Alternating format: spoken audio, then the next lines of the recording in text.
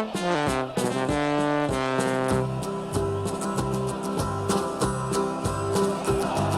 we come, blue and white, and we're looking good. You'll be in for a fight, and we fight pretty good. Getting goals is our job, and we get goals good. Looking good, we are Carlisle United. Hello everyone, and welcome to the Brunton Bugle, the number one place to get your Carlisle fix in the podcast world. I'm Lee Rooney. And I'm Mike Booth. Ding ding, another round down, and still no one has found the knockout punch to end United's unbeaten run. We look back on an entertaining 1-1 draw with Swindon in the sweltering heat of the Brunton Bugle sunshine, a washout at Grimsby, and preview this weekend's trip down south to face early pace setters Stevenage.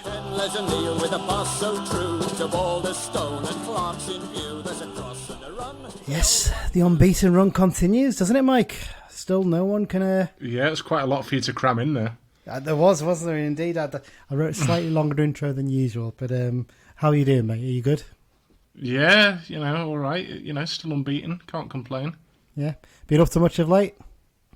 No, not really. Yeah, no. I've got my annual bad back at the minute. Yeah. I'm with you now.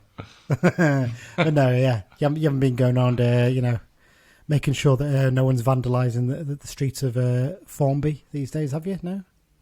Yeah, with them, with stickers, the blight on our society. No, I haven't. Ridiculous, but there you go. Right, okay, let's move on swiftly. Just a reminder, once again this season, the podcast has been sponsored by the Carlisle United Sports Club London Branch. The London Branch is open to all Carlisle United fans. They've got members from Cornwall to Dundee and Houston to Singapore, and of course every part of London and the South East. They regularly meet up on away trips, as well as arranging many social events, supporters games and fundraising for the club. They'll be providing us with information for the away games as part of the preview section of Season 2. You can find out more about the London Branch at their website, carlisle.londonbranch.org. Also, if you haven't already, just a reminder, you can subscribe to the podcast wherever you get your good podcast apps, Spotify, Apple Podcasts, Google Podcasts, Pocket Casts, places like that. You just click the subscribe button every time a new episode comes out, you'll get a little notification through. We also, just a note, we've set up a YouTube channel where all the episodes are going to be on now as well. I'm in the process of uploading all of the old episodes onto there. I'm about 30% of the way through, I think, but it's a bit of a slow and laborious process, but we'll get there in the end. But yeah, basically any episode that comes out now will go onto there. We're also going to look at maybe what we can do with a little bits and pieces on there, maybe do a few little live things after matches, things like that, for quick reactions. But yeah. We'll see how it goes. It's good though, YouTube, because if you've got like a smart telly, you can just put it on in the background kind of thing. Exactly that. So yeah, we're on YouTube now as well, just in case that's another way you want to listen or watch episodes, I suppose, the way you do it. You won't get to see any video of us just yet. I think Dan's a bit camera shy, so whether we'll get him on there, I don't know. But a reminder as well, you can follow us on social media. And we do record naked as well. So yes, that is a problem, especially in this heat as well. It's quite a horrific sight. Yeah, you can follow us on social media at Brunton Bugle on Twitter and Instagram. Just search for the Brunton Bugle on Facebook and click like. And we're also on the Be Just on Fear Facebook group and on the Cumbrians.net message board. And of course, the good old-fashioned way, email, electronic mail, if you want to send us one, bruntonbugle@gmail.com. Well, let's get into it, Mike. There's a few bits to fit in this week's episode. First of all, another signing confirmed. So yeah, having previously said he'd finished in the transfer market for this window, Paul Simpson's bent the ear of the club's owners one more time, and to their credit, they've dug deep to find the funds to add some left-sided defensive cover to the first team squad, and that player is Duncan Idien? How do you pronounce this, do you reckon? How are we going with this? It's a difficult one. I'd go Idien, yeah. Idien. So it's basically spelled Idehen. So it's tough one to judge, really. We'll find out on Saturday when James Phillips announces the name on the team sheet, I'm sure. Well, not necessarily, because he's been calling Paul Huntington Paul Huntingdon, but Well, there you go. You're getting told there, James. Make sure you get it right. He's a 20-year-old left-sided defender who signed on a half-season loan deal from Bristol City. Bit of an interesting career path, hasn't he? He started out in Norwich in their academy, never made it there. And then he went to Lincoln City. He was on the bench for a few first-team games, I think, in the EFL Trophy. And then he went to Grimsby Town, made 6 appearances for them, was transfer listed, then allowed to leave. Spent half a season with Birmingham City's under-23s before leaving them to sign on a half-season deal with Bristol City last season, and then agreeing a 2-year deal in the summer. So he'll wear squad number 33. I don't think we can class him as like a what's the phrase? I don't think he's another Jonathan Dinizay, is he? Although he's in his cover, basically. I think you look at him, he's at least made 6 first-team appearances. He must have something about it. Bristol City have took him on and given him a longer deal. But it'll be a good learning environment for him, won't it? Yeah, I mean, it seems a bit mad. We're his 6th club, technically, and he's only 20 years old. But, yeah, I mean, we don't really know much about him, do we? But from what Simo said, he's cover at the end of the day. He's not going to be thrown into the first team. And obviously he's a big lad, so yeah, it'll be good sort of for training and stuff, having another big lad in the mix for working on set pieces and stuff. Yeah, and I think the half-season loan thing works quite well as well, because if he does impress, if he does enough, then we can always look to extend it to the end of the season, can't we? But he's in basically to give a bit of cover and a bit of competition to Mellish and Armour, I think, isn't he? Basically, that's the way it's going to work, I think. So yeah, the Big Dunk, he's signed up for till January. Going out the other way though, we've got a loan move, haven't we, Mike? And it's young Louis Bell. He's left the club to join Gretna 2008, the Lowland League side, on a half-season loan deal too. It's been a tough couple of years for him, wasn't it? Really, because when he was still a YTS, there was a lot of expectation, wasn't there? There was quite a lot of excitement about him as a winger. He was given a pro deal very early, given a 2-year pro deal with a 1-year option as well. That pro deal runs out at the end of the season, that 1-year option's still there. I don't want to completely write him off just now, but it's not a great... It doesn't look great for him, does it, that he's going on loan to a team below even Annan's level in Scotland, does it? Yeah, I mean, I'm not even sure that I'd rate Gretna higher than I would like Kendall. Like, yeah. I mean, it's a very low level that he's gone to. Obviously, he had that spell at Warrington last season that didn't work out. So it's not looking brilliant for him compared to some of the other young lads. You know, like Fishburne, obviously gone to Blythe, and Bilardo's coming through. Who, well, he's staying with us this season by the looks of things. But compared to some of the lads who are now younger than him, who seem further ahead in their development, I don't think he's going to be one that'll get a new deal in the summer. Yeah, it's a tough one. I mean, to be fair with the Lowland League, there are some decent teams there. We've seen them come through into the Scottish leagues and do quite well in recent seasons, but Gretna are not one of the stronger teams at that level. I know you've got the Celtic B and Rangers B in there as well now these days, but yeah, it's going to be a real tough one for him to... I mean, I hope he really can. I really do, because he's been so unlucky with picking up COVID at the time he did when he was just bursting into the first team squad. And it just seems to really... It's hit him worse than pretty much anyone else, hasn't it? I think that's fair to say. So, you know, we really do wish him the best with the loan spot. And hopefully he can come back rejuvenated. And maybe, if he can put some decent performances, maybe he can get a loan at a slightly higher level maybe after Christmas. But we'll have to wait and see. Right, well, let's move on to the match review section then, Mike. And well, obviously this week we're going to be talking about Carl United 1, Swindon Town 1. A game played in, it's fair to say, sweltering conditions. You were there, you were working, weren't you? I think on Saturday, and yeah. I can imagine it wouldn't be much fun in the cab of your truck as well on Saturday. Well, when I came in, I had a choice of 5 wagons, and normally you pick like the fastest wagon, but I picked the slowest wagon that had the best aircon, because that's what you needed. But yeah, it sounded like a horrendous conditions to play football in. I mean, especially for our wing backs who get up and down, and there's no cover for the wing backs really, so they've been playing every game, you know, whereas we've had sort of the cup game where we rotated a little bit. Them wing backs have been bombing up and down for every single game, which is incredible really.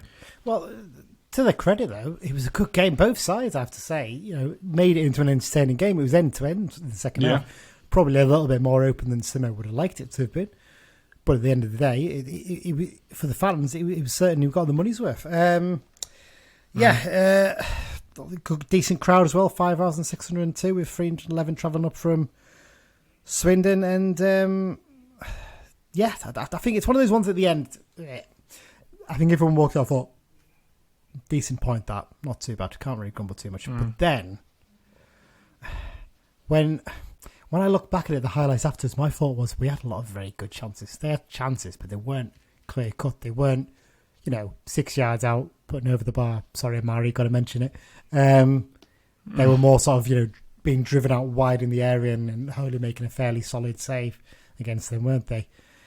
That's the frustrating thing, I think, the fact that we had so many good chances and they didn't have so many great chances. And, well, the goal was a gift, wasn't it? Yeah, definitely. But, I mean, you talk about creating chances there before. It's not the first time that's been the case this season where we've not put enough away. And there's been times in previous seasons where we haven't been scoring enough goals, and you can put it down to, we need a more creative midfielder who can create chances. That's not the case here. And other times it's like, we need a number 9 up front who will put them in the back of the net. And again, that's not the case here either. I think we just need it. 1 week, it's all going to click into place, and I think we'll beat someone 5 or 6-0. It's just, some of the players, they haven't played together a great deal. And I think one player that we miss more than a lot of people, I think, realise is maybe Toby Silva, because while the likes of Dennis and Patrick might not be scoring, they'll be tiring defenders out running at them all game. And then you kind of need someone like Silva on for the last 20 minutes to just create a little bit of chaos and score a goal. Yeah, I wouldn't disagree with that at all. Actually, it's a fair point. We talk about all these players are out, but sometimes having a different option on the bench is just as important as having players to fill positions. And Toby does offer you that off the bench later on in the game. And Jack Stretton so far, he's done okay, but does he really look like he's going to score in games? Probably not. Whereas whenever Toby comes on, you know something's going to be created from him just being on the pitch. It's not necessarily going to come to him, but he will cause problems. Let's talk about the goals then. I mean, first goal, really frustrating, this one, isn't it? So frustrating, because it's the fact that we've conceded 2 goals so far this season, and they've both been from mistakes. That's the thing that really is getting me, and it's really winding me up a little bit, because actually we're defending quite well, but then you make these silly little mistakes and it costs you. So essentially, Moxon actually fouls McCurdy, to be fair, in the build-up. It should have been a free kick to them. Guy then picks up the ball, and when I saw it in live action, to be fair, it looked to me like he had a lot more time on the ball than I first realised, and thought he could have easily got rid of it. But actually, he's crowded out very quickly by 2 Swindon players, and maybe they deserve a little bit more credit. That said, he probably can just poke it back to Holy, and he can boot it up the field. I feel like he maybe could have, and I'm sure he knows that guy. He gets robbed of the ball. Wakeling picks up the ball, gets to the edge of the area, and slots a nice shot past Holy, and it's one of those ones you think, well, the one positive is, thank God it's not Harry McCurdy putting the ball in the back of the net, because that would have been delightful, wouldn't it? 1-0 down after 22 minutes. Fair play United, the response was strong, really went at them, and then on the stroke of half-time, get their reward. Good play by Callum Guy, give him credit. He won the ball back in their half, lays it off to Gibson, and tell you what, it's a great first-time pass this from Gibson, to be aware. Not to take the touch. Brilliant pass. Slide it through. Christian Dennis, definitely onside. I say that, I can't actually tell if he's onside. It's very hard to tell from that camera angle, but there's not been huge complaints about it, so he must have been. 3-1 goal, I mean, you back him every day of the week to score from there, don't you? Yeah, I mean, Dennis can't stop scoring at the minute, really. And I think another reason why we maybe haven't beaten a team 5 or 6-0 yet is that we score a goal like that in October, November against a team that's struggling a little bit. The 2 centre-backs will maybe start bickering with each other a bit. And then you've seen it so many times where a team concedes 1, they start bickering, it all falls apart, and then they concede 3 or 4 not long after. And I think, it's only a matter of time before that happens. But yeah, back onto Dennis, he's in fantastic form, and I think we all knew that's the player that we hoped that we'd signed last January. Yeah, definitely. Well, I mean, interesting to say that, the defenders start bickering and they start falling to bits a bit. Well, we could have had another 2 goals not before even half-time arrived. I mean, bear in mind, it was the 45th minute the goal scored. Literally a minute later, we win a free kick. Ball's knocked in, cleared out to Gibson on the edge of the box, and it's a lovely little dink in to Dennis. Really clever bit of play. Once again, springing the offside trap and heading it, and it's one of those ones at the time, it looked like it was the only place he could really head it, but when I look back at it, he maybe could have directed it a bit further away from the keeper, but good save from the keeper to tip it over. And then Finn Back's got another chance before half-time, doesn't he, as well? That's, again, one of those ones, maybe if he knocks it back across goal, possibly Dennis is there waiting, but I mean, he was stretching a bit to get to the ball anyway, to be fair. We've mentioned first half chances there, but I mean, I can't really get away without mentioning Amari's miss, can we? No. I mean, apparently he was offside, so it didn't matter anyway. I didn't see an offside flag. I'm not convinced by that. But, yeah. No, I mean, I'm going off what Simo said, and I mean, Simo isn't always right, because he did say last season that he doesn't have a magic wand, which we all know is a lie. But yeah, I mean, if we had a fully fit squad, I think with Patrick's fitness, he would not have been starting. Yeah, that's a fair assessment, to be fair. I think you'd be using him for the last 30, 40 minutes of a game at the moment, wouldn't you, really, to build his fitness up and get him ready to start. But he has to start at the moment, really, because he is our best of a striker, isn't he? It's too soon to throw Stretton in to start games, really. So yeah. And I think he's one as well. Like he thrives off. He's quite a bit of a confidence player, Patrick. And I think once he gets his first goal, it wouldn't surprise me if he went on a run, sort of like Dennis, and goes 3, 4, 5 games in a row with goals. Yeah, absolutely.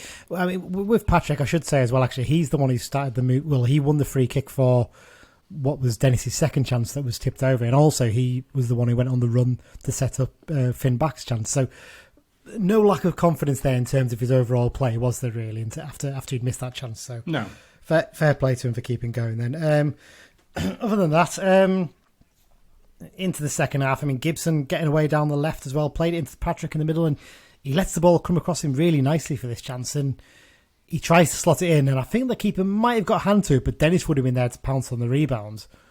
But what I should say is that the defender gets in the way and he blocks it anyway. So it's just frustrating for Mari. He would have had a good chance there to score, but there you go. Up the other end, McCurdy had a couple of chances. One, I think Mellish deserves a bit of credit for forcing him wide for one of them. Another one similar, he hit it into the side netting. The first one was saved by Holy, I should say. Gladwin had a volley from distance, was deflected over. There was another chance for the goal scorer Wakeling to score, but again he was forced a bit wide and it was well saved by Holy. But yeah, the frustrating one again. Another chance to win it where Gibson does well to get a ball into the box. Armour does brilliantly to head back across goal, and it's one of those ones. I think with a bit more practice and working together, Stretton maybe is a bit more aware of the fact that Dennis is coming steaming in onto that one. And instead, he tries to hook it in himself, which is a difficult skill to do when you're on the turn like that.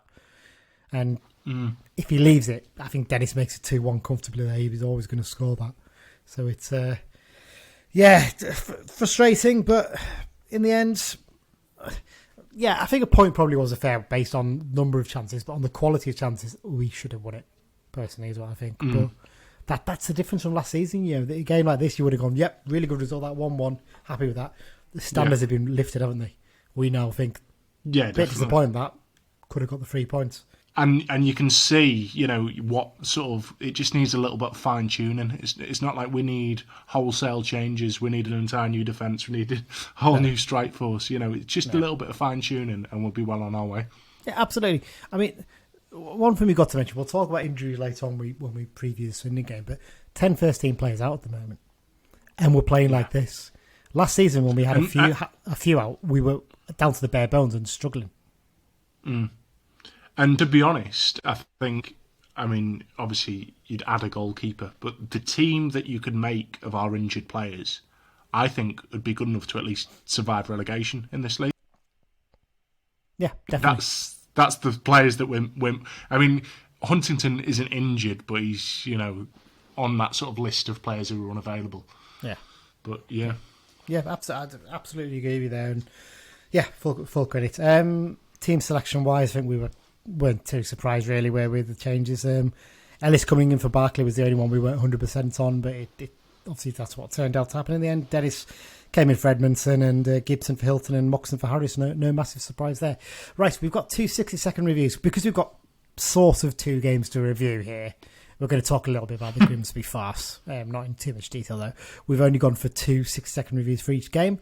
So up first, what I've got is a review from last week's host, Greg Bullman. I hope you all enjoyed Greg's first time on the show. Definitely have to get him back on when Mike and Dan are not available in the future, possibly.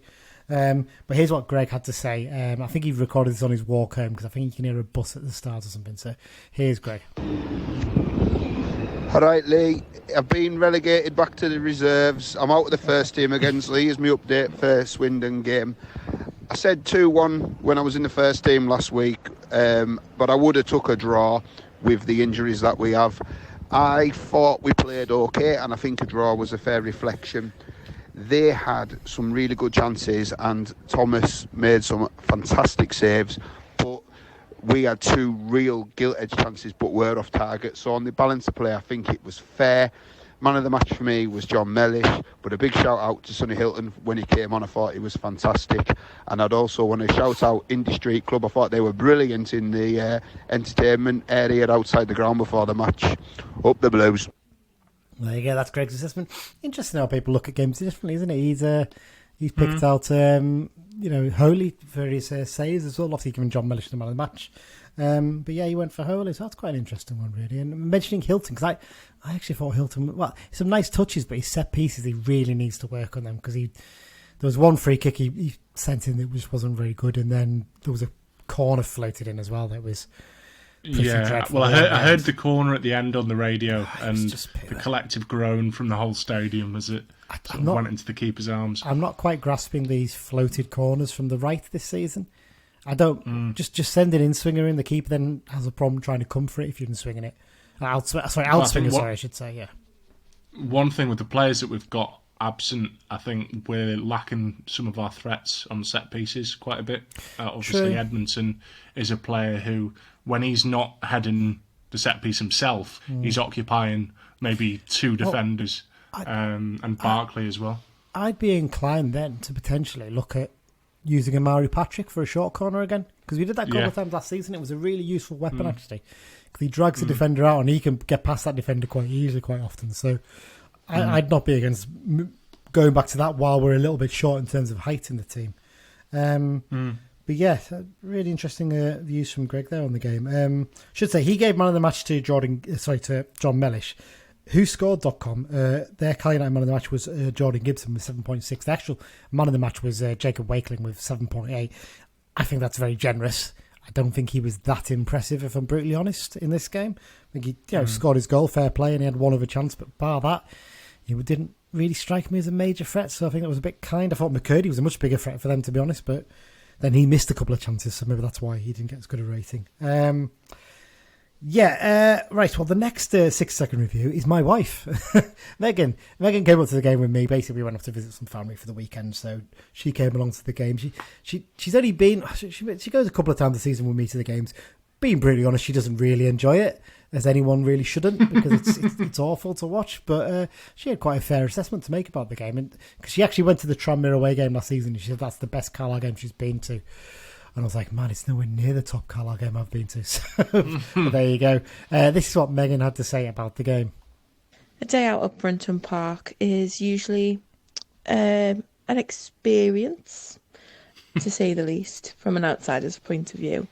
But the match on Saturday was easily one of the best that I've been to in the past 8+ years that I've been going, obviously sporadically, but massive improvement in just everyone's kind of general morale, which is lovely, and with the team and the manager, which is good. But most importantly, I think the actual improvements made to Brunton Park itself, with the fan park outside, especially on a day like Saturday when it was absolutely cracking the flags, was really, really great. I think it gets everyone in a great mood before a match, and just kind of getting the local community all together. It was really, really good to see.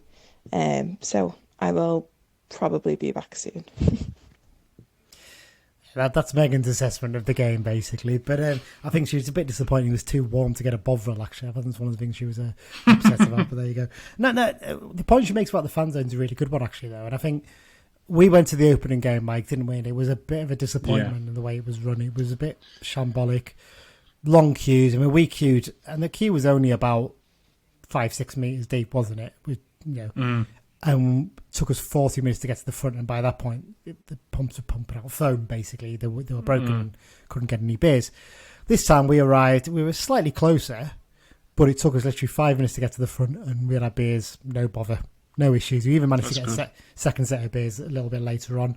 Our good friend, mutual friend Johnny was there as well, and he was very impressive how much better it was this time around. The whole setup was fantastic. I mean, the weather helps a hell of a lot in a situation like that. But, as Greg mentioned, I think it was Indie Social Club was the name of the band they were playing. They were really good.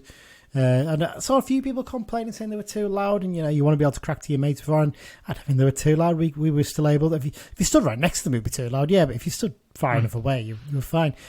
Only... maybe it's not even a criticism, I would say, is maybe they need to look at a few more tables out there. They definitely need to look at sorting a marquee sooner or later so that when the bad weather arrives, there's some cover there for people who come down for the drinks. There was one suggestion is you can get Beavertown, which is neck oil, which is really nice beer. That's available in the main stand bars now, but they serve it in glasses up there. You can't take it out in the glasses, and they don't have any plastic glasses upstairs for you to take it down. So maybe one little thing to change, maybe have some plastic glasses available. Maybe say to people, are you going to take these outside potentially? And say, yes, well, here's a plastic glass. You can have it in that if you want, and you can take it outside. That would be the one suggestion I would make in terms of improve that. But overall, so much better. Everyone seems to love the food stalls and the drink stalls. Only one more slight criticism is we went to go and get a bottle of water at half time, literally about 30 seconds after half time whistle blew, and they had no bottled water left. You've got to be prepared for something like that. When it's going to be 30 degrees, you really should be having a massive amount of bottles of water in there because people are going to want especially that. It's got long dates on it, so you can buy tons of it. And, if you're not going to sell it for this game, sell it the following game, and it's no worries. But it's good to hear that the whole fan part thing is going well. I mean, I'm guessing that it works by the vendors buy a pitch off the club for the game. I don't know how it works exactly, but I mean, Nigel Clipping's a sorted out, but it makes the club a lot more money than the previous setup and stuff did. So basically, it's a good thing for the club overall. Oh, definitely. And the more people who go sort of on a regular thing, if it's a thing where people have to pay for a pitch, the club will be able to charge more money if there's more fans going. Which would ultimately be a good thing in the long term. 100%, and that's something I would actually say. Anyone who went down on the first match day and was disappointed with what happened in terms of the queues and taking too long and then not being able to get a beer, totally understand why you might take I'm not going to bother doing it again. Give it another chance, really do. Go down and use it, basically, because it's the old saying, is it? Use it or lose it, basically. If fans don't go down and use it, they'll get rid of it. And then there'll be complaints about, we haven't got anything down there. So, well, you didn't turn up to use it. That'll be the argument. So, make sure you get down to use it.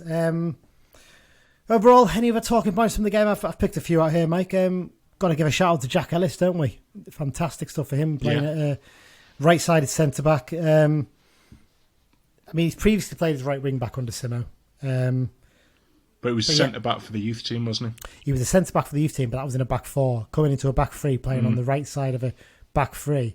A lot of responsibility there, but fair play. I thought he had a fantastic game, and he was close to being my man of the match.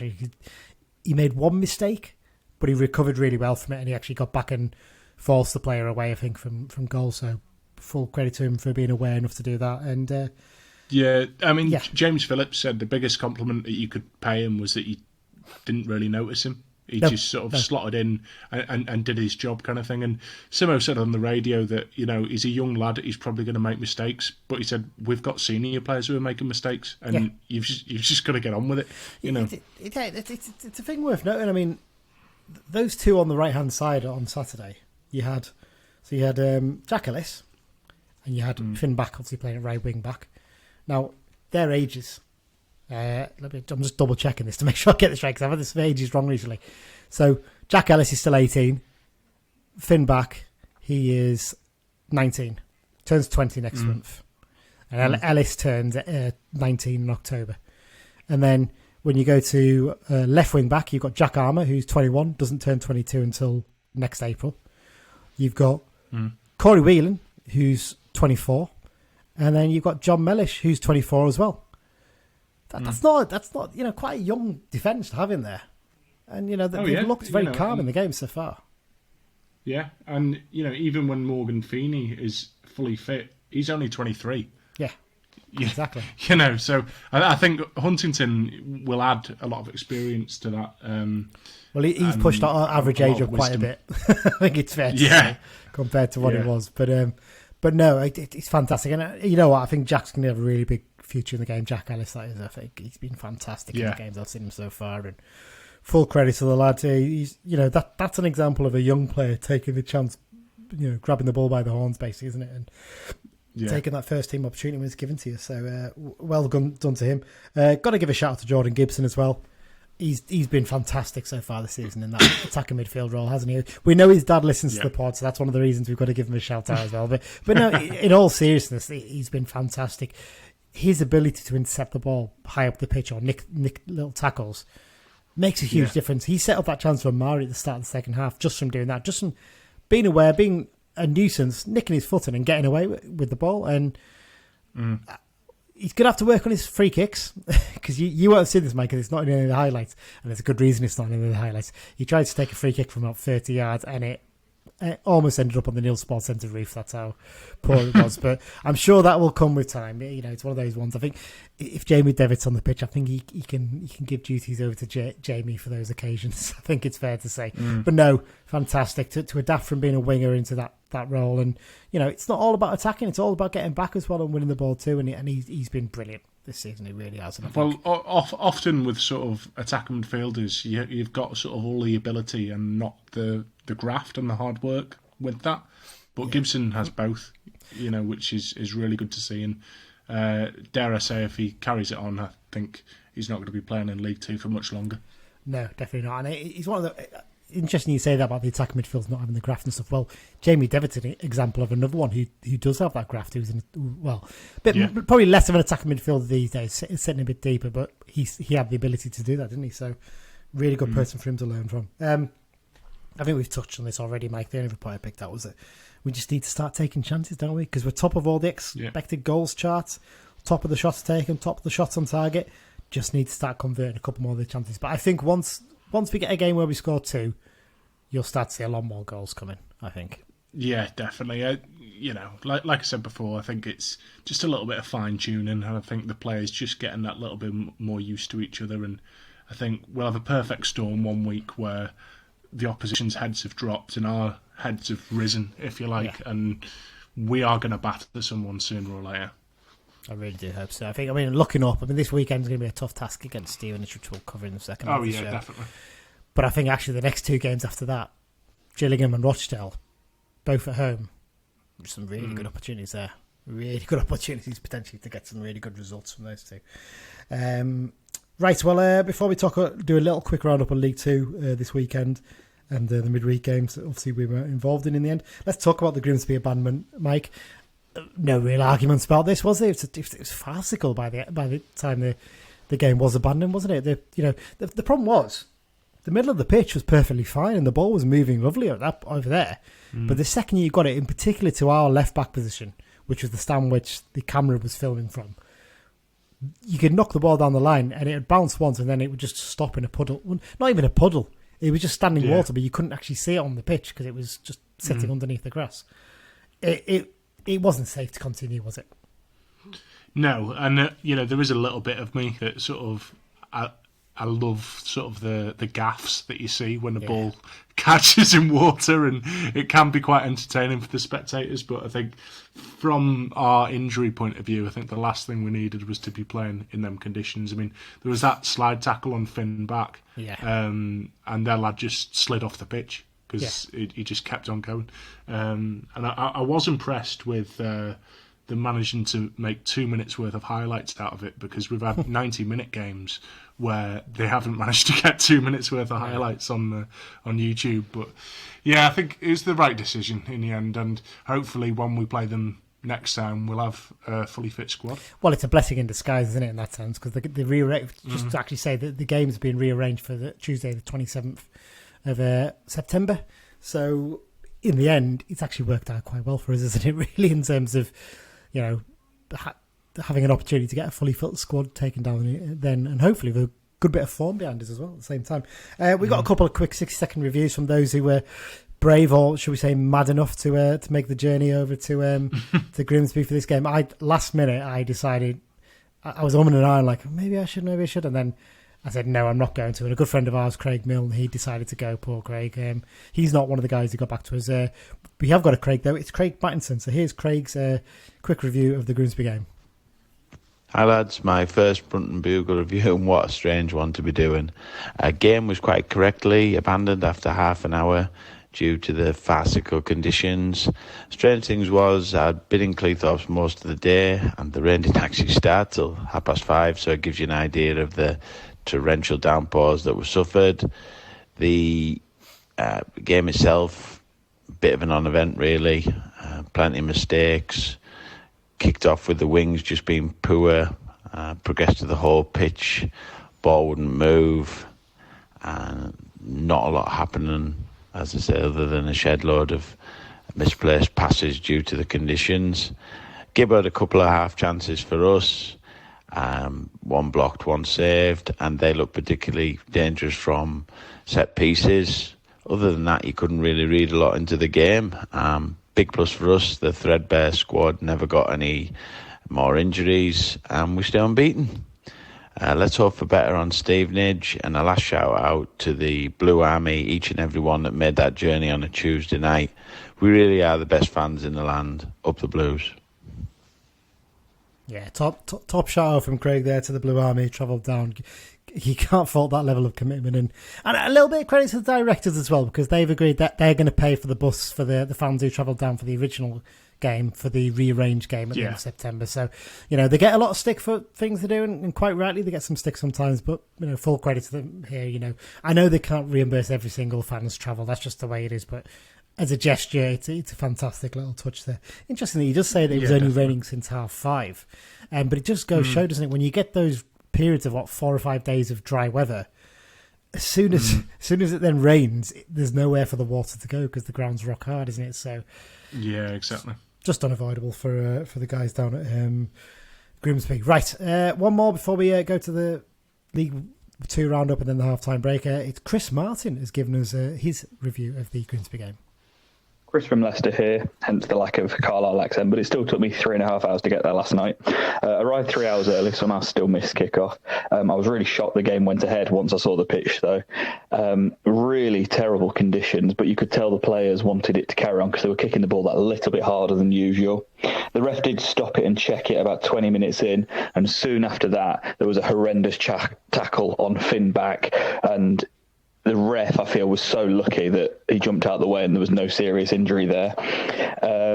For the actual play that I did see, I thought Carlisle soaked up pressure very well, pardon the pun, and looked quite dangerous on the counter-attack. It looked like it was shaping up to be a really good game, but the pitch was just unplayable. I felt Mellish was very lucky not to get an own goal against him, and I thought our fans were absolutely amazing. There was no booing when it got called off. They just kept singing and cheering on the players.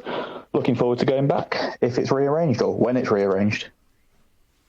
There you go. It's not the Chris Martin. I should have said that before we did that. You think on his long journey back here with the bad weather, he used the lights to guide him home, though? Hey? Yeah. It's normally me making these terrible puns. I know. I thought I'd step in as you weren't prepared to take one for the team. But yeah, no, great assessment there from Chris, and a shout out to that John Mellish clearance as well. I don't know if it was on the highlights, Mike, but yeah, he basically tries to slice it away, and it loops up and up, and it looks for every bit of it. He was I did see that. Yeah. Very lucky man. Yeah, but on that Finn back tackle, for me, it's worse than that Tranmere straight red last season. And in those conditions, you've got to be more careful with what you're doing, don't you? Really? Yeah, exactly. But should say as well, actually, John Mellish got booked in this game for a really soft and stupid booking. It was made out as if he'd shoved the keeper over. He basically just knocked into the keeper as they were both coming out after he claimed a cross. And Crocombe went down like a bag of spuds, and he got booking for it. That booking stands. So even if we'd scored in that game, that goal would have been rescinded. That wouldn't have counted in the records. But John Mellish's booking still counts, which is utterly ridiculous, really. I mean, I could totally understand if it's a red card for like violent conduct or something like that. You get that, but a booking for someone like that, can never quite get the rules in football sometimes, can you? So there you go. So thanks about Craig and Chris for their 6-second reviews. Just a reminder, if you want to get involved in that, we're always looking for new voices to put on there. So drop a message to us on Twitter, and Dan will be the one who'll sort you out in terms of getting it sent to you. Unless you already know me, in which case just send it through to me, and we'll try to include it. Quickly to round up from the weekend's games, Mike. First of all, some breaking news today. Robbie Stockdale's gone as Rochdale manager, the first manager to go. So none of us got our prediction right this season, because I think I went for. I think I got caught between Wayne Brown at Colchester and someone else that I can't remember now.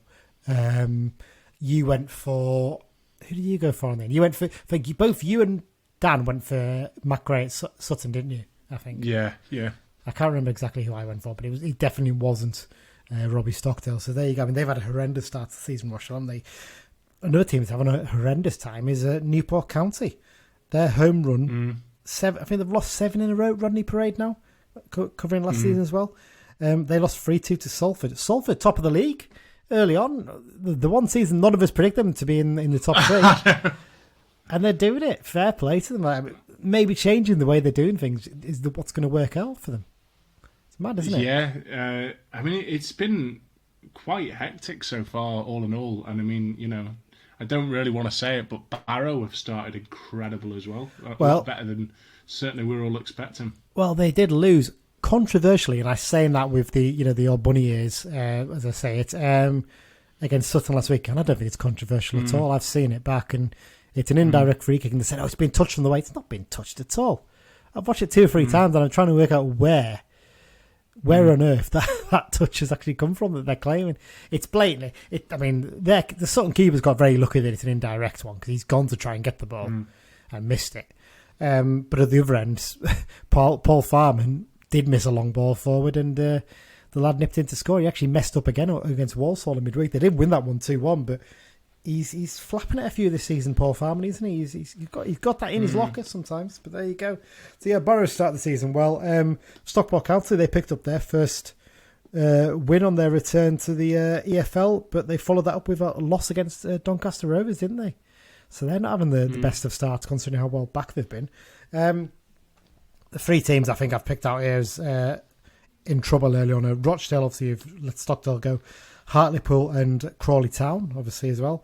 But at the top, Salford, Orient, Northampton and Stevenage. They're the early pace setters, aren't they? They're the ones who are up at the top so far. It's hard to judge this early on, isn't it? That's the problem. It's only 4 games in. But yeah, it is. I think you and me both had Stevenage as sort of dark horses. I think Dan did as well, I think all 3 of us had them as dark horses. So it just goes to show we do know something. We do know what we're talking about sometimes, don't we? But there you go. Yeah. But at the same time, looking at the table now, if you'd have said that 4 games into the season would be ahead of Tranmere, Bradford and Stockport, I would have taken that. Yeah, definitely. You would. Interesting on Bradford. I mean, Mark Hughes must be getting a little bit worried because they've not had quite the start of the season they'd hoped. They picked up their first win against Newport. I mean, I think a lot of teams are going to be beating Newport this season, based on what we've seen. But they then went to Colchester midweek and lost to a 97th minute winner for the U's. Yeah. Long way to go. It must cost Bradford a lot to sack him, surely. Yeah. So because for me, when we were doing the pre-season preview and it was who's going to be the first manager to get sacked, I half thought if they don't start well, they could struggle, but I can't see him getting sacked. I wonder if he's one who'd just walk away though. I have a feeling he might just say, maybe, you know what, forget it, and just walk away and go into punditry for the rest of his career. Yeah, well, that's it then for the first half of the show this week. We'll take a short break and then we'll be back to go through the preview for the Stevenage game. Hi, it's Morgan Feeney and you're listening to the Brunton Bugle. Big Morgs. Hopefully he'll be back fully fit soon, ready to get back into the defence. He might have a job getting back in the defence, That's the thing. He's going to have a bit of competition now. So, yeah. But it just shows how well stocked we are now compared against what we were at the start of the summer, which is what we want to see. Right, so we've got the behind enemy line section coming up in a minute. But first of all, Dan has sent us in a question this week, and he tells me this is a belting question. So let's see what Dan's question is for this week's episode. Saturday's game at Stevenage sees us renew acquaintance with everybody's favourite opposition manager, Steve Evans. Steve Evans has managed 8 football teams, but we have only played against 4 of those with him in charge. Can you name the 4 teams of the 8 that he was in charge of against us, and what our record is in the 10 games we've been against him for those 4 teams? And for bonus points, if you can get the total score for Carlisle against Steve Evans' teams, get a pat on the back too. Does he want us to name how many pies were sold at those games as well? Bloody hell, he's not asking for much, is he, really? Right, so the 4 teams we played against for him. We'll have a little think about this one. We'll come back to it just before the X-Files section at the end. I think that's the best way to do it. So, as usual, the first part of the second half of the show is the Behind Enemy Lines section, where we talk to an opposition podcast about basically about how their team's getting on at the moment and, how things are doing for them. So this week we spoke to Matt from the Stevenage FC Podcast. We had a good chat with Matt last season, actually, as well, I seem to remember, for the last home game of the season. The chat I had with Matt, basically, a few things to talk about. The key things where we talked about that really impressive start of the season, how they've done well working with a really tight squad, what's like supporting an underdog club, if you want to call it that, and of course we had to talk about Steve Evans himself, didn't we? Here's the chat I had with Matt earlier this week.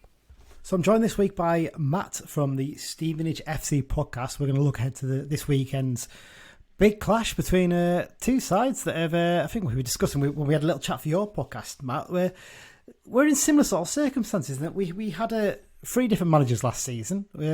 We both just about stayed up, thanks to the manager coming in at the end of the season, performing probably a minor miracle. And now we're both sort of rebuilding for this season and probably doing a little bit better than most teams expected, aren't we? Yeah, we are. First of all, thanks for having me. Thanks for having me back on the show. No, it's again, I love doing these, and I enjoyed it last time. So it's absolute pleasure to come on here. Do you know what we were just saying on the pod with me that it seems that we're in a kind of similar position. Obviously, yourselves have gone through 3 managers, and last year we went through. I said it on the pod. We've had to kiss a few frogs last season to find the right one, and it looks like we've done that in Steve Evans. Steve kept us up. I say kept us up. We kind of were in a bit of a comfortable space at the end, and coming into this season, it's we want to become a top half team now, and Steve has recruited the players to be able to do that, and everything at the minute seems absolutely fantastic. But as us 2 go, similar position, I'd say, both unbeaten, and it seems like we've both got the same goals as well this season, so it all looks good. Yeah, well, when we did our season preview episode, I think, I can't remember this exactly, but I know I definitely did, and I'm feeling Mike did. I'm not sure whether Dan did, but I think all 3 of us predicted Stevenage as our dark horses for League 2 this season, a team that people would do a lot better than a lot of people expected. So I think we're all quite happy that we're being proved right about that. Less happy about how Stockport are doing so far, but let's just leave that there. Are you guys shocked at how well you've done so far in these opening few games? I think as much as we thought you'd do better, I don't think we expected you to be so strong in this opening round of fixtures. Do you know what? Really good question, because as a Stevenage supporter, it feels a little bit surreal. I've got to be completely honest with you, Lee. If I'm completely honest, I think we did, and I don't want to sound kind of arrogant with that. I think, when we saw the players that we recruited in the summer, and when we were watching the pre-season, we thought, we've got a good side here. We've attracted players like Dan Sweeney and Pigiani and Danny Rose, and with the players that we kept at the club over the summer, which were really big players to keep. I think we all thought that we'd start fast, but again, you have that uncertainty from pre-season to league football, because it can be different. But we've been terrific. It is just absolutely fantastic to be watching. We're winning games. We're scoring last-minute goals, which, let me tell you, I haven't seen at Stevenage for a long time. Normally they go against us. They're going for us in the 100th minute and the 95th minute. So I think for all of us at Stevenage, look, we expected us to start fast. We've started very fast, in fact, but I think we're not too surprised because of who we recruited, who the manager is, the expectations of this season. But again, it is a surreal moment to be sitting here 4th place with 10 points after 4 games. But no, to answer your question, I think we expected it. But yeah, hopefully we can just continue to do it now and stay in that top half. You mentioned about your recruitment, and we'll touch on that in a second. But I was just looking at your squad there. You've only actually got a squad size of 20, which is quite a risky thing to go into a season, because our managers tried to get it up to a decent level for us. Because we've had many injury problems, which is part of the reason why we've had to. But is that maybe the challenge you're saying about the fast start? And maybe that's the concern that, if you get 2 or 3 injuries, suddenly you're having to dip into youth team plays and things like that to fill the bench. Is that where you've got a slight concern that maybe things could become difficult towards the winter? Yeah, that's a really good point. And I think for us at Stevenage, that's the only concern. Yeah, it's the fact. I think at the minute, Elliot List is out injured with an ACL, probably going to miss the whole of the season. So at the minute, we've only got about an 18 to 19-man squad.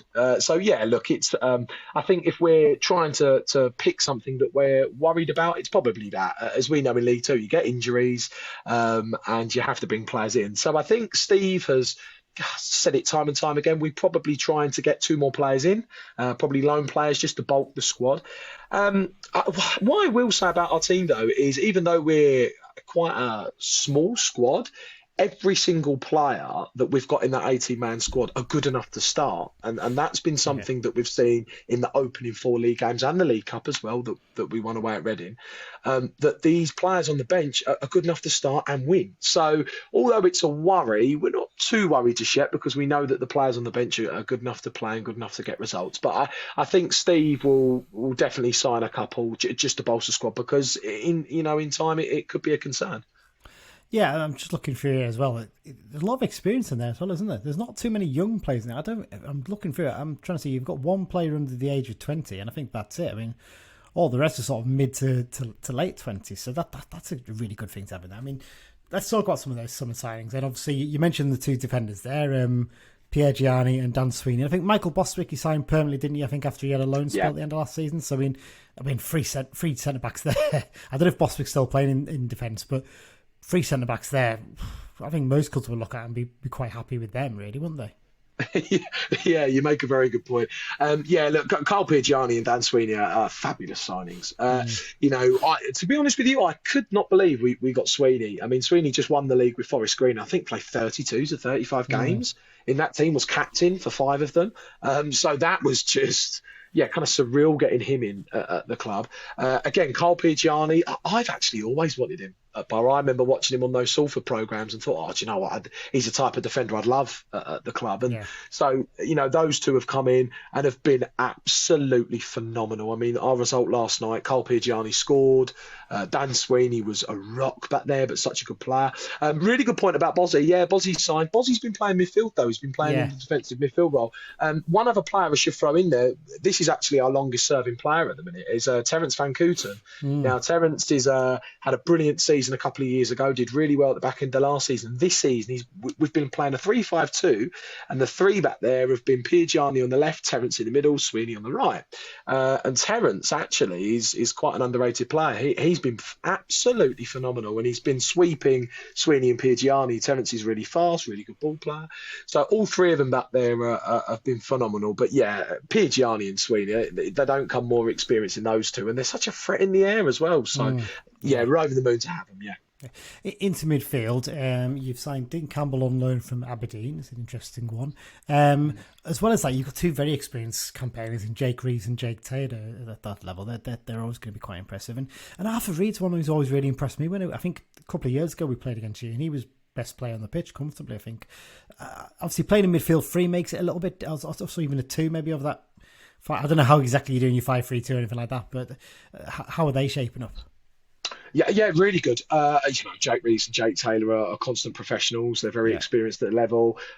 Jake Taylor captained Exeter for all those years. So, those 2 are what they are. They've been brilliant so far this season. And you know what, too right as well, because last season they were okay, but I think for their ability they could have done a lot better. So I think coming into this season it was like, we want to see them 2 perform now, and they are.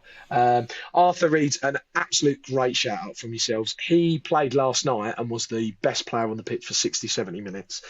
Reedy's a bit of a weird one, actually, because he was put on the transfer list in the summer, and it wasn't because Steve Evans didn't want him. Steve said countless of times he's wanted him, but Arthur Reed, he didn't know what he was doing, where his heart was. And I think Steve said that once Reedy knuckles down and he gets his head down and he puts his effort in, Arthur Reed can be one of the most talented players in the division. So thankfully, it seems like that. Reedy stayed. He's featured. He played last night. He was phenomenal. And to go along with your point about how we're shaping up, yeah, it's a bit of a weird one. We've got 3 at the back, 2 wing backs, and then there's a kind of a defensive midfielder sitting in front of that 3, and then the other 2 are floaters that go off and play. But there's a lot of depth in there. There's a lot of rotation that Steve can use with other players like Jordan Roberts, who can play in those 2 floating positions as well. But no, the midfield has looked phenomenal, and they're contributing to some of the goals that we scored already. Yeah. In attack, now you mentioned goals there. In attack, that's one area maybe I would look at and think maybe you probably need to strengthen a little bit. I know you brought Danny Rose in the summer. And, you know, he's a decent attacker, but his goal scoring record in the last 2 or 3 seasons is not quite as impressive as it was in his time at Bury, I think, and maybe even if you bit of his time at Mansfield as well.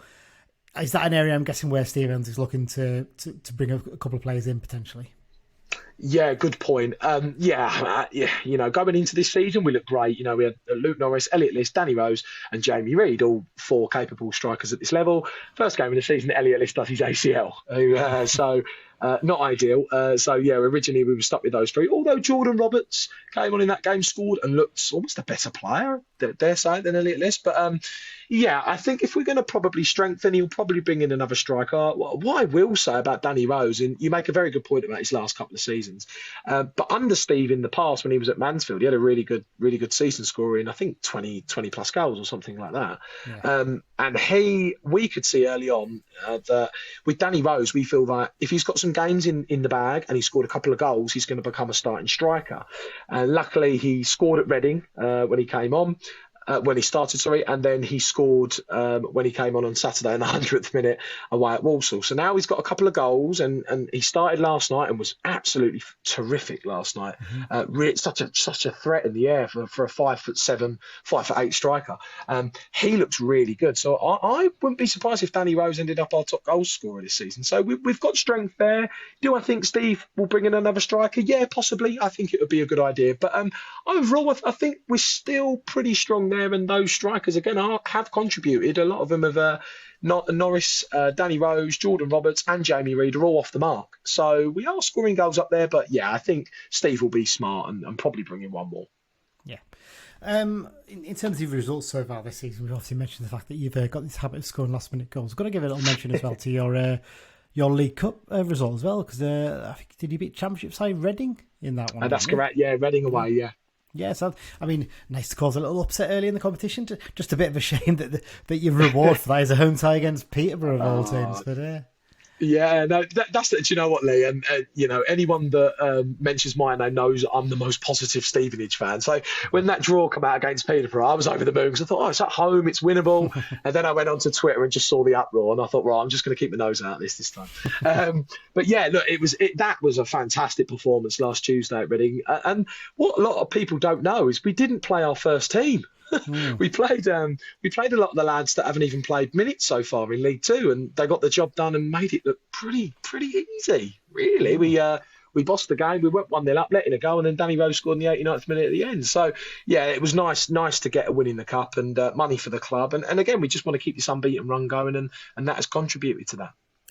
Well, before we get into predictions, we've spent all this time talking. I've not even really asked you about the man himself, Steve Evans, really, have I? And the job he's done since coming in. I mean, we all know he's a character. I'm trying to think the politest way of putting this without saying something. Polarising figure. Polarising figure. That's a very good phrase. Yes, he's a polarising figure in football. If he's managed your club, the chances are you might like him a little bit. If he hasn't managed your club, you probably don't like him. I mean, but he seems to be the right character to bring into your club. Stevenage, in a weird way, I'm trying to say this in the nice way possible, it is one of the smaller clubs in the Football League. And sometimes you need someone who makes it a bit of backs against the wall, us against them, don't you? And he's that kind of character that's going to do that, isn't he? And, you guys have, I suppose you look at yourselves as more established as a league club now. Obviously, you've done all these improvements at your ground as well. But is he the kind of guy you think who can drag you away from that, being that side struggling at the bottom of League Two? Yeah, look, you've hit the nail on the head. And first of all, great little phrase there about, if he's your manager, you love him. If you don't, you hate him. Yeah. Because we hated Steve Evans at one point. I'm pretty sure everyone has. But no, now he's our manager. We love him. And what he's done I just think what he's done in just the small amount of time since he's been here is just phenomenal. The way he kept us up, and then the way that he's built this team and has started the way we have, he's doing an absolutely terrific job.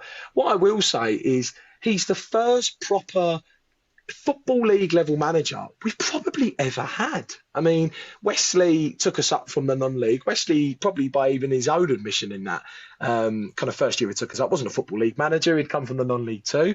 We've had so many managers: Darren Saul, Dino Mamria, Alex Ravel, who's first team coach at the club still.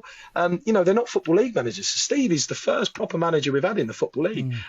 We love him here. He's doing an excellent job. And look, he's so experienced at the level. He knows what you need to have to be successful. He's got 9 promotions under his belt. And I do believe that I know most certainly he wants to make that 10 with us. So, look, we're over the moon to have Steve. Again, polarising figure, we always say at the club. You're so right about us being, a small football club and, where it's us against the world. And, that is so correct. And I think, when we've had success at this football club, that's what it's been. And I think Steve is definitely bringing that back. And again, we're so happy to have him. And I think the one thing we want is we want him to be here for a long time. We believe that the project is going to be successful this season and for the future after this season. We want Steve to stay and we want him to have some success here and get our club back to where basically we believe we can be. Well, Matt, it's been great talking to you. Really glad you could give up your time to speak to us. Really appreciate it. Before you go, though, as ever, we have to ask you what your prediction is for the game this weekend. That's a good question. Again, everyone knows me. I'm Mr. Positive with Stevenage. I think I said in the week, I can't see us losing at the minute. I think we'd all know that we'd start really fast, and we have. And I just think at the minute we look too good. And I think we'll stay unbeaten this Saturday. I think, strangely, it's the opposite for what you said on our podcast. I think we'll win 2-1. I think we'll win 2-1. I think it'll be a tough game. But I'm going for a 2-1 win to Borough. I think we'll score with 5 minutes to go. Again, I can see us nicking a goal at the end. But 2-1 to Borough. Matt, thanks very much for your time and all the best for the rest of the season after this weekend. No, thanks for having me on again, Lee. Absolute pleasure. And good luck to yourselves. Big thanks once again to Matt for giving up his time to speak to him. I think of all the opposition podcasts I've spoken to, he's by far the most enthusiastic about his club. That's not to say other people aren't enthusiastic about their clubs or excited about them, but he really is so passionate and very excited about Stevenage. And he's got every right to be at the moment, hasn't he, Mike? Because they've made an incredible start to the season, really. Yeah, along with us, they're still unbeaten, aren't they? And they've picked up some very, very good results as well. Some very late goals as well, haven't they? That's one thing that stands out for them. Really late goals in games. Yeah, exactly. So I think we're in for a good game, and dare I say it now, I'd be happy with the draw. Oh, is that a little hint to your prediction later on, Mike, maybe? Could it be? Perhaps. Could it be? We'll have to wait and see. So this weekend's game obviously takes place at the Lamech Stadium, aka Broadhall Way, if you want to go back to its traditional name. The referee for the game is Craig Hicks from Surrey. It's his 6th season as an EFL referee. He's taken charge of 3 games so far this season, handing out 11 yellow cards and 1 red card. Last season he handed out 112 yellow cards and 7 red cards in 36 games. So he hands out a red card on average every 5 games roundabout. So he's fairly card happy compared against a lot of referees, isn't he? The last United game he took charge of was the 3-0 defeat at Forest Green Rovers last season. Me and Dan both went to that game. I can't really think of anything he did wrong in that match, but then again, it was a bit men against boys, if we're brutally honest. 3 bookings that day, Bailey Cargill for Forest Green Rovers and Callum Guy and Jack Armour for United. Head-to-head record, it's going to be the 25th meeting between the two sides. You kind of forget how many times you've actually played them now, don't you? Because when we've gone up to League 1, they've come up not long after, and then we've both sort of come back down to League 2 at the same time. We've been stuck here ever since, haven't we? So it's I think the vast majority of our encounters together have been in the past 10 years. Definitely, yeah. But in terms of head-to-head, we are well ahead of them. We've 12 Carlisle wins, 4 draws and 8 wins for Borough, which is their nickname because they used to be Stevenage Borough, of course. Changed the name to Stevenage not long before they got promoted to the Football League, I seem to remember, actually. We've already mentioned that Steve Evans is their manager. I mean, we discussed him in depth last season. Go back to the preview from the end of last season, the last home game, and if you want to hear about Steve Evans' charge sheet, shall we say, because he's every club he's been at, he has been involved in some form of scandal or, ban or something like that, hasn't he? He's a naughty little boy, I think is the best way to describe him, isn't he? He's not the best behaved at times. But he's got a good record as manager. That's true. Undoubtedly, he's got a terrific record manager. He's just, as we said when I was talking to Steve guys, we said he's the kind of guy who, if he doesn't manage your club, you hate him. But if he manages your club, you probably quite like him.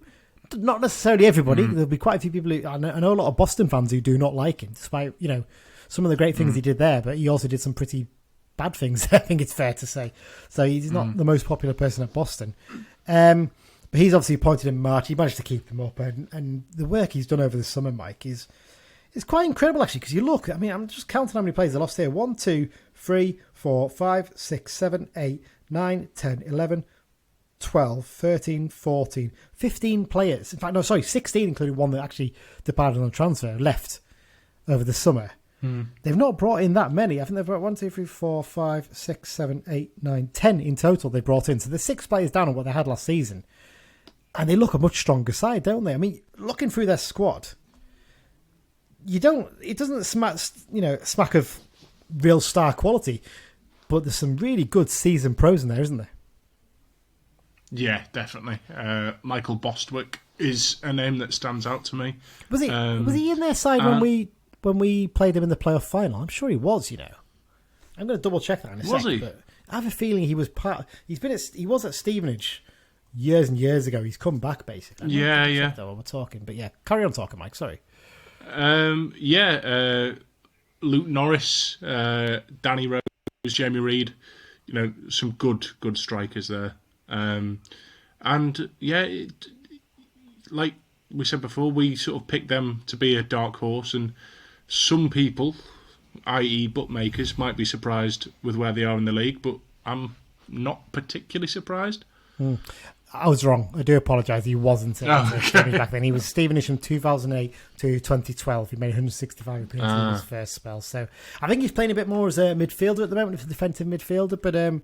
But yeah, I mean, Pierre Gianni's another one, isn't he, who stands out. He's one we've always been impressed with. I mean, aerially, he's probably one of the strongest players in the league, isn't he, for winning aerial battles. And so far, he's looked a big threat for them on set pieces. And that's something we'll have to look at this weekend, isn't it? Yeah, exactly. And set pieces is something that we've tried to work on a little bit. And I think hopefully if Moxon's fit, our attacking set pieces will be sort of back to what they were in the first few games.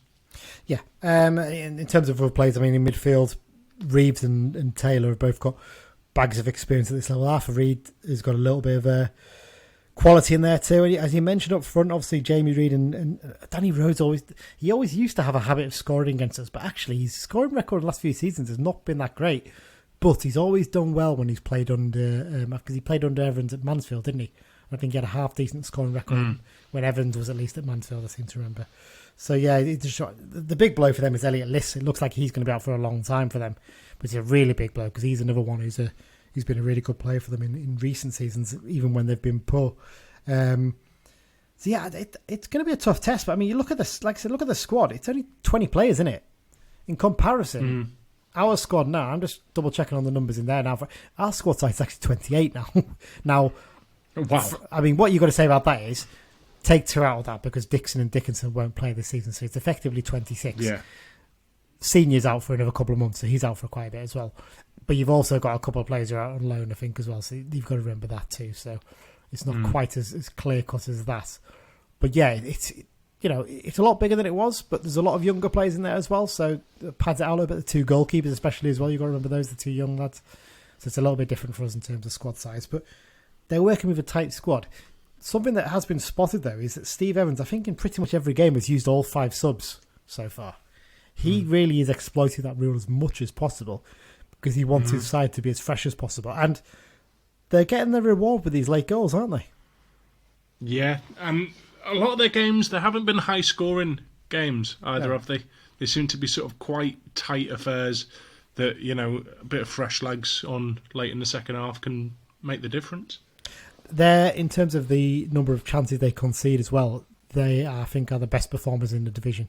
Basically, they don't concede that many goals. I think I sent you over some of the whoscored.com stats, didn't I think, earlier on? Yeah. When you look at it in terms of shots per game, we get 18.3 on average. Stevenage, 16.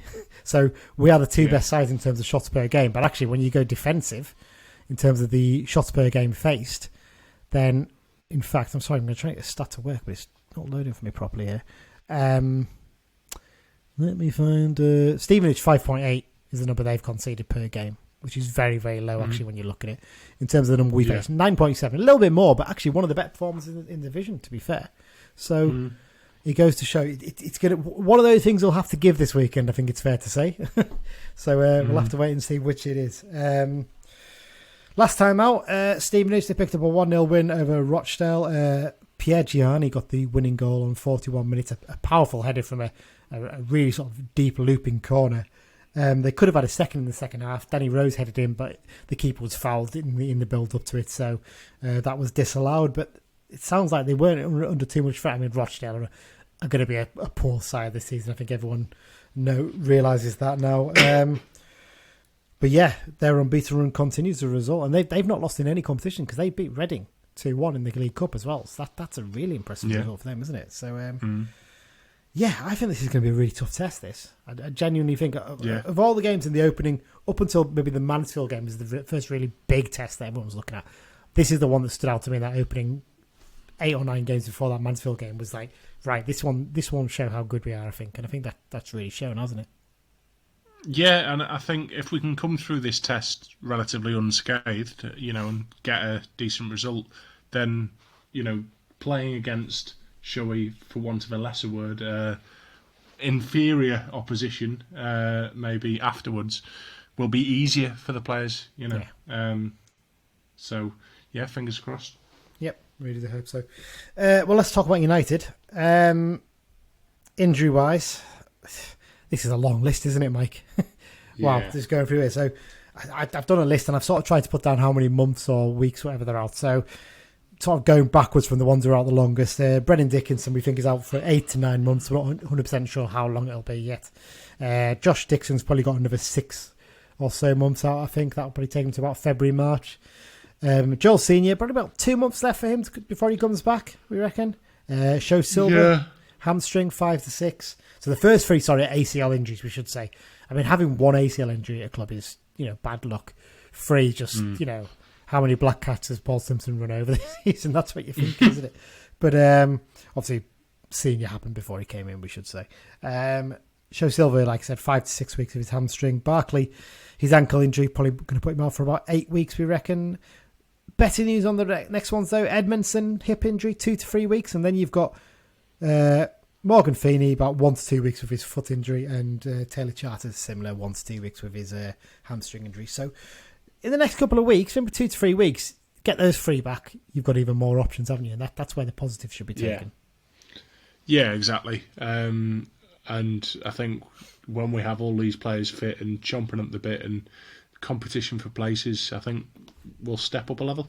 Now, I did actually put in the running order here, Mike, that Moxon will return this weekend after a slight thigh strain ruled him out of the abandoned Grimsby game.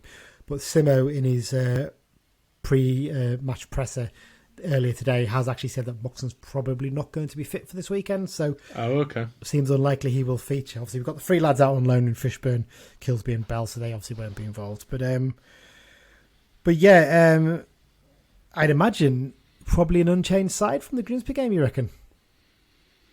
Yeah, you'd guess so. I think, relatively speaking, I think midfield with Motton's injury isn't the worst position to lose a player. No. As good a player as Moxon has been, the players that we've got who can come in of a good standard. So, yeah, and Devitt is one of them players that you kind of want in a tricky away game. 100%. 100%, yeah. Definitely. So yeah. Won't really have any arguments if it's an unchanged team. Yeah, I think you're absolutely right, Mike, what you say about Jamie Devitt. In a game as good as Jaden Harrison has looked, it's not Jaden Harris, not Harrison, has looked in the first few appearances he's made, he also likes to tackle and he likes to dive in, and he maybe needs to learn a little bit more about that. He's not going to get away with that as easily in League Two. So actually, someone like Jamie Devitt is just a little bit more experience, a little bit more know-how, can come in and he can calm a game down, can't he? That's exactly what you want from a game where, let's be honest, and I have no problem with them doing this, Stevenage will be trying to pull every single trick in the book, because that's what a Steve Evans side does. And I'm not complaining about that, I should say. No issue at all. It's part and parcel of the game. You get on with it, don't you, basically? But as well, Stevenage will be trying for the win, and they'll probably be pushing quite a high line. And Devitt is a player that can just pick them balls over the top for someone like Patrick to run onto. Yeah, definitely. I think that's definitely a tactic we can potentially look to. Gibson as well, even he can get them runs for those as well. So I'd 100% agree. I think we'd probably stick with the lineup we had, and the bench still looks a little bit weaker. Maybe I'm trying to think who's going to come off there. I mean, Huntington maybe will stay on. It's whether it's one of Carr or Bilardo comes off the bench, isn't it? I guess, and I imagine it's probably going to be Carr, I'd guess, but we'll have to wait and see with that one. There you go. Right, predictions time. You've been keeping a score as well, Mike, haven't you? The predictions so far, and it was a good weekend for Dan, wasn't it? Yeah, he got it absolutely spot on last week with 1-1 and Christian Dennis. None of us predicted that the Grimsby game would be abandoned at 30 minutes, so none of us get any points there. But yeah, so Dan is leading on 5 because he gets a bonus point for getting a full house, if you like. Lee's got 3 and I have got 1. I should say, you say no one predicted the extra game would be abandoned on 30 minutes. I said in a couple of WhatsApp group chats, one that you were in, I did say, when I said, what time are we going for this to be abandoned? I'm going for 23 minutes. That's true. And the refs stopped the game briefly on 23 minutes, and I was like, am I psychic? This is madness, isn't it? So I was almost right with that. He did play on the game, which really annoyed me because the prediction looks stupid.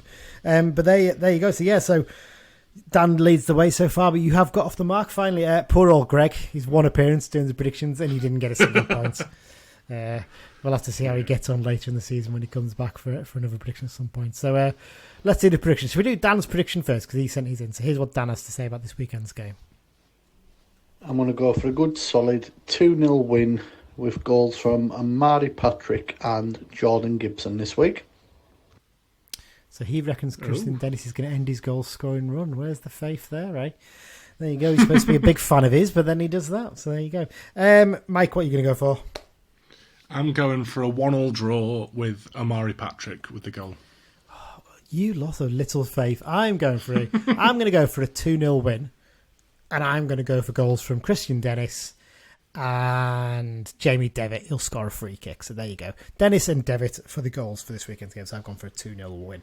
But we're all very confident though, which is nice to see, isn't it? We're all still believing. So great stuff. Right, before we go to the X-Files section, let's try and answer Dan's question then. So the question was, in fact, I'll play it again because I actually can't remember what the question was. Saturday's game at Stevenage sees us renew acquaintance with everybody's favourite opposition manager, Steve Evans. Steve Evans has managed 8 football teams, but we have only played against 4 of those with him in charge. Can you name the 4 teams of the 8 that he was in charge of against us, and what our record is in the 10 games we've been against him for those 4 teams?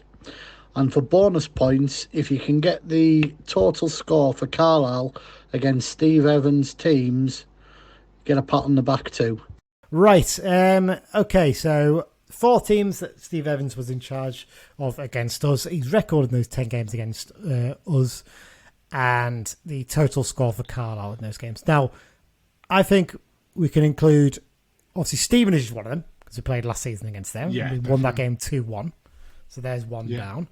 Now, I'm trying to think. Mansfield, we definitely played against his Mansfield side, didn't we? I'm sure of that. Yes. I think Rotherham. Rotherham would be the other one of them. And I think Boston. I think is the other one Boston. I think he went back to Boston, didn't he? And I think he did briefly take charge of them against us, I think, in that. Probably in the season we won. I think it might have been the season we won the League 2 title, actually. In that case, I think our record against them is something. Right. So, 10 games. We definitely played 1 against Stevenage. There was definitely 2 against Boston, and I think we won both of those. I think one was 4-2 and one was 5-0, if I'm right. Yeah. 4-2 and 5-0. Rotherham, this is tougher. Because... Actually, would it... Oh, hang on. Was Gillingham not one? I remember us... no, he wasn't there when we played them, I don't think, in the Cup. I think they were in League One while we were in League Two, I think. Yeah. But yeah, with Rotherham, I remember around that time going to Rotherham away, which we drew 0-0, or was it 1-1? It was 1-1 or 0-0, and I think someone got sent. Was it Matty Robson got sent off in that game, possibly? Yeah, I think so. Yeah. So let's go with a 1-1. Now the problem is that means we played Mansfield quite a few times because so far we've only got 4 games. Did we play Mansfield 6 times in charge of them? I'm guessing we must have done. And I can remember a 5-2 in there definitely, but I can't remember half the others. Let's say United's total score over these games. So we reckon Stevenage, Mansfield, Rotherham, Boston. Number of wins. 10 games. I reckon we've won 6, drawn 1 and lost 3 maybe. I'm going to go for... Yeah, go for that. And got total goals 18. It's a random guess. Here's the answer to Dan's ridiculously convoluted question. The 4 teams that Steve Evans has taken charge of against Carlisle are Boston United, Rotherham United, Mansfield Town and Stevenage. And our overall record in the 10 games against those 4 opponents is 1-4, drawn 2, lost 4. And for the bonus pat on the back, the overall score is Carlisle United 21, Steve Evans 16. Well, there you go. We were miles off in terms of goals and the wins, but we got the 4 teams right. That's the most important part, isn't it? Right. Thanks for that question, Dan. Okay. Let's go on to the X-Files section. Obviously, Dan would normally do this, but obviously he's not here, so I'll do it. Busy week or so, isn't it, Mike? Look, plenty of things happened. Let's start off with the weekend games and the goals. Tom Lawrence, he scored in Rangers this 4-0 home win over St Johnstone. I think he's going to have a bit of fun up in Scotland, Tom Lawrence, isn't he? I think he should get a few goals. Yeah, I think so. Next up, we've got to give a big shout out to this one. Brad Potts scored an unbelievable volley for Preston in their 1-0 win at Luton Town. If you've not seen this, go and look at Brad Potts' Luton Town. I'll have to describe it to you. Basically, it's sort of a lofted long ball into the box, isn't it, from about 40 yards out. He's coming like a train in the far post, and he leaps and he volleys it at about head height, doesn't he? With a scissor volley into the roof of the net. It is unbelievable the way he hits it. Genuine brilliant goal. He's having a brilliant start to the season. He scored last week as well, didn't he? So he's certainly enjoyed himself at Preston right now. Arthur Ganua, he scored at the opener in Morecambe's 1-1 draw with Fleetwood Town in the Lancashire Derby. Tristan Abrahams got his 2nd goal of the season. He scored the winner for Eastleigh in their 1-0 victory over Wilston. Another good win for them there. Hallam Hope scored in Oldham's 3-2 win over Dorking Wanderers. That is the ultimate you're a non-league eye-opener fixture, isn't it, for Oldham Athletic, isn't it? Oh, definitely. Like, every team does it. When they get relegated, you look for the most tin pot sounding team in the league. Like, thing is, playing against and say. They've got theirs in the 2nd game of the season. We've got ours in the 1st game of the season, didn't we? We played Canvey Island, drew 0-0, and we were like, okay, this is what we're up against now, is it? Oh, God. And then you're going to Farnborough and you're going to Learamai, the good old days that was back then, God. But yeah, that was a bit of an eye-opener for them. They then went on to lose in midweek against Wilston. So, yeah, it's going to be a tough old time, I think, for Oldham this season. I think they'll be okay. They're not going to be in trouble, but yeah, not going to be easy for them, I think it's fair to say. Adam Campbell, he scored in Gateshead's 2-2 draw with Barnet. They've done okay at the start of the season, Gateshead, having considered they've lost a few key players. Mark Beck scored in Darlington's 1-1 draw with Chorley. Good little goal this, actually. You haven't seen it. Nice little curled effort from the edge of the box. Gavin Riley, he scored in Queen of the South's 1-1 draw with Adrionians. And Courtney Weapon Walters, he scored in Radcliffe's 1-1 draw with Hyde United, set up by Nicky Adams for that goal. Into midweek, Tom Lawrence, he scored again. But it's fair to say it was a very fortunate goal, Mike, would you say? Considering the PSG keeper basically threw the ball into the net from a low shot. it was dreadful, basically. Lawrence was almost embarrassed to it, celebrating goal, wasn't he? Should note that it was a 2-2 draw, that game finished against PSV, and Jared Branthwaite came on as a second-half sub for another PSV appearance, so he's doing all right there so far. Naki Wells scored in Bristol City's 2-0 win over Luton Town. Reece James, he was sent off for Sheffield Wednesday in their 2-0 defeat at Prepby United.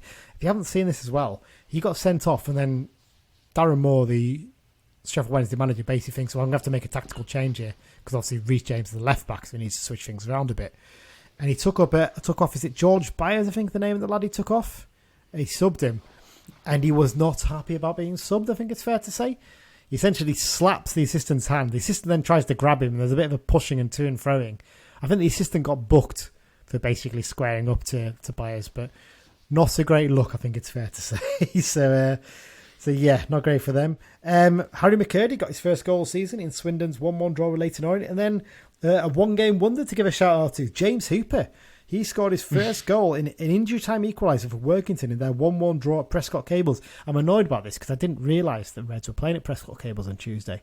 Because if I'd known, I would have gone along, because it is my local ground base. It's only about 3 or 4 miles away by car. So yeah, a little bit annoyed I didn't know about that. But yeah, injury time equaliser. So that's Workington's first point of the season. They've not had the strongest start, but hopefully they'll pick up soon under Danny Granger. Transfers. Gimme Toure, this is one you spotted, Mike, isn't it? Gone to Yeovil Town. Good move for him? Yeah, I think so. I mean, we all know what kind of a player he can be. And hopefully, he gets his mojo back and does well for them. I mean, he did well at national level before, didn't he, for Sutton and for Hartlepool United, so hopefully that's the kind of move that will revitalise him a little bit. Another former Blues player, Conor Malley, he's joined Rochdale on a short-term deal after a trial spell. Wonder what he's thinking now. Joined a short-term deal, manager's sacked a week later. Yeah, not great news for him. Into other news, the Jag is back in the garage, Mike, isn't it? I'm afraid. Rolls-Royce, sorry, the Jag. Rolls-Royce. It's old Baggermore, like when he was playing for us. Former defender Chrissy Elliott. He's retired from professional football, bringing his 12-year career to an end. He said he wanted to time for try something new. I mean, to be fair in him, he had a great career up in Scotland, didn't he? We'll take the mickey about how he did for us, but actually he's very well liked for his time at Partick Thistle, isn't he? So it's just one of the things. Didn't work out for him with us, not helped by how much he was built up by you-know-who in the process. And only a little bit of news is one that Dan spotted, a really good spot. This former winger, Jamal Campbell-Rice, he of a £500 transfer, apparently. He's taken on a role with the England youth setup. He's going to provide coaching support across the development team. So this kind of level that Simo was the head coach at, he's going to be a coach that works over several different age groups, basically. So, good luck to him. Decent career move for him. There you go. So, that's it for this week, isn't it, Mike? That's the preview sorted. Another bit of a long one, wasn't it, really? But got there in the end. Thank you once again to everyone for listening. And thank you once again to the London branch for sponsoring the podcast. Really appreciate their support this season. They'll be in the... I should have mentioned, actually. I do apologise. I didn't actually mention the recommended pub, which is our mutual friend on Broadwater Crescent in Stevenage, SG2 8EH. That's the recommended pub. They'll all be in there. So if you want to get you signed up to the London branch, go and have a word with one of them. You'll be able to spot them. Big group of Carlisle fans. Just ask, are you guys from the London branch? And I'm sure they'll be willing to chat and sort you out of a membership. Well worth going down there and meeting up with them. And yeah, so that's that with them. In terms of upcoming episodes, we've got a Gillingham preview coming up next weekend. Usual sort of episode as you'd expect. I'm hoping to get my CUFC 11 episode recorded. Whether that's with Dan or Mike, I don't know yet. We'll try and find some time when one of you guys are available to run through that with me. And then obviously we'll do your CUFC 11 as well, won't we, Mike? That should be a fun episode to do. And I'm hoping to get another interview sorted in the near future. That's TBC. I'm not going to say who it is yet, so I'm hoping to get that nailed down in the very near and present. So there you go. Mike, thanks once again for joining me. Cheers. Thanks everyone, and up the Blues. Up the Blues.